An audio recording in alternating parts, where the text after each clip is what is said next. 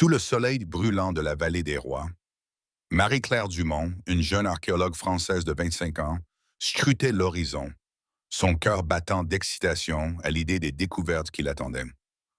Aux côtés du célèbre Howard Carter, Marie-Claire se plongeait dans le déchiffrement des hiéroglyphes, chaque symbole les rapprochant un peu plus du mystérieux tombeau qu'ils cherchaient depuis des mois. Les jours passaient, ponctués de découvertes fascinantes et de moments de doute, mais Marie-Claire restait déterminée, sachant qu'elle participait à l'une des plus grandes aventures archéologiques de tous les temps. Chaque soir, elle consignait méticuleusement leurs progrès dans son journal, espérant que le lendemain apporterait enfin la percée tant attendue. Et puis, un matin de novembre 1922, leurs efforts furent récompensés.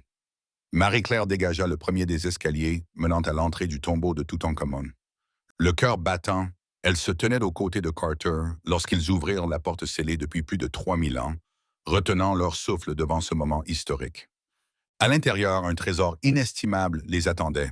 Des milliers d'objets précieux, témoins silencieux de la vie d'un jeune pharaon et de la grandeur de l'Égypte antique.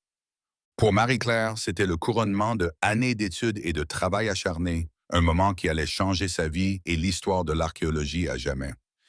Alors que le soleil se couchait sur la vallée des rois, Marie-Claire contemplait l'ampleur de leur découverte, sachant que ce n'était que le début d'une nouvelle ère d'exploration et de compréhension du passé.